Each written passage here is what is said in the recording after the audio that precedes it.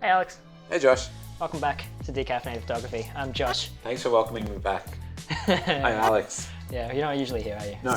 Today we're looking at 7 cliches or mistakes that we all suffer from at some point in our photographic lives. These things plague the best of us. Yep. Let's jump straight into it. Short and sweet to the point, Josh. Let's get cooking. Or there's nobody else doing the math. Lachlan, where are you? Where are you, Lachlan? Lachlan, we need you here. So first off, before we get into it, one thing before we do that. Okay. We want to hear from you guys.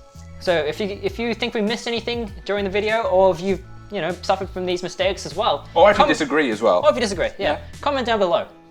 Cool. Love to hear it. First off, we have the controversial file comparison of JPEG versus RAW. We know this one is pretty straightforward, but this is just for those of you who may not know. Quite a no-brainer in favor of RAW, and for good reason. Shooting JPEG can be quite limiting. It compresses the image straight out of the camera. JPEGs are usually perfect for uploading to the internet, whereas RAW files aren't. So RAW files retain all of the information available without compressing anything. So if you make a mistake with JPEG, say, and you overexpose your shot, there's really not much you can do with it in the editing stage. With RAW, however, you can bring the photo back from the dead. Of course, within reason. There's varying degrees. You can be very dead or just slightly it's dead. just a little bit dead. Yeah. When you're wet, are you really more wet or just normal wet? Why are you always so wet, Alex? We do understand that some people don't really need the versatility of RAW, but it is much better to shoot RAW first and then have that decision afterwards, rather than shooting RAW and then not being able to fix it afterwards. There's also a setting where you can do RAW and JPEG. You might just need a bigger SD card. Yeah, that fills up your memory card pretty quickly, but yes, it does. It's worth it. But moving on to number 2. And we have the issue of shooting wide open. When I got my first DSLR and a prime lens, the effect I loved was the shallow depth field, the creamy bokeh. Oh yeah. Yeah, Josh, I did this as well. When I got my 50 1.8, all I shot was at 1.8. And yeah, it was pretty cool for a little while. Actually, for a long time, I really liked it. And then I realized none of my photos are in focus at all, and they're just bad. Like looking back at it, it's very cringe. So, you need to kind of have some sort of restraint, I think. A little bit of restraint. Yeah. Yeah, you have to resist this urge because you may be out with your friends and you'll miss a shot and you might regret it later. You miss a shot that you could have got with an f4 even, and look even better because you get also the background, maybe the foreground. Yeah, so you just never get that moment back. So it's best not to regret any shots that you take and give yourself the best chance to photograph the world around you. Yeah. Coming in at number 3. Oh, coming in third is a bit of an interesting issue of perspective. We often find ourselves unwilling to get down and, dirty, constantly shooting, standing straight and at eye level. Yeah. My joints hurt, so I can't be bothered bending down sometimes. Yeah, Alex is actually secretly an old man. Yeah, secretly? Secretly, openly an old man. Secretly. So these images can be good, don't get me wrong, but it betters you as a photographer if you're willing to adapt and move around, change the angle up a little bit. Get down, go behind you, get in front of you, get behind you. Oh. Get behind you twice, yeah. I've noticed that shooting with a prime lens usually helps with this because it forces me to move around with my feet and get down and dirty, as you said, and behind people. Don't be afraid to get down and look up.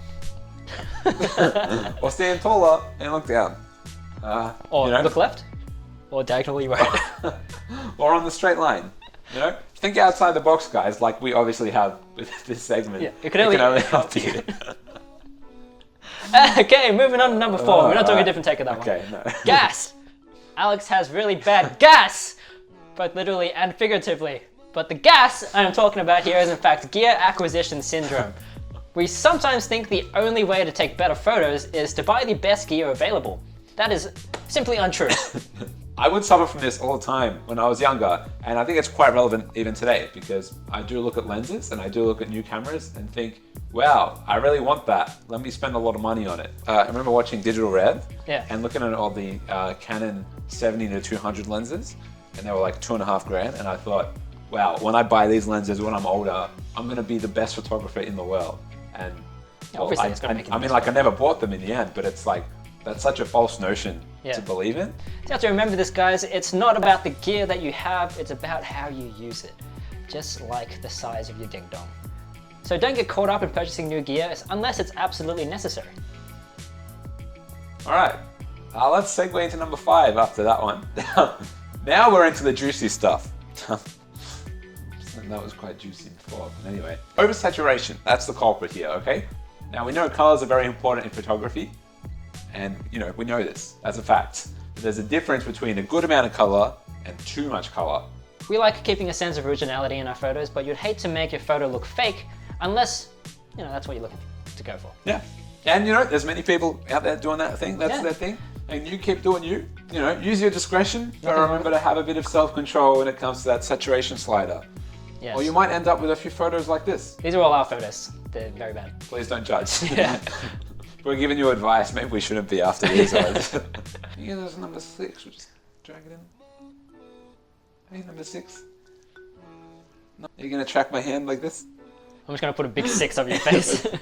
Moving on, number 6 is clarity. The clarity slider in editing programs is another cliche that is quite famous or infamous in the photographic community. I think a subtle amount of clarity is fine, and of course, understandable, but we all need to be a little careful we don't overdo it. Fortunately or unfortunately, a lot of popular Instagram accounts have a lot of photos that are clarity ridden. Now they've just gotten that slider in whatever editing program and they put it up to the max, and you can really tell. No, that's not always a bad thing. Of course, with anything, it's moderation. Yeah. But there are some very bad ones, and it just looks like a whole mound of dirt has clogged up your lens. Is what it looks like. Yeah, so don't go too crazy. Obviously, everything in moderation. Yeah, but if that's your thing, keep doing you stuff. Yeah, this is not like a big don't do it ever. This is just a gentle reminder.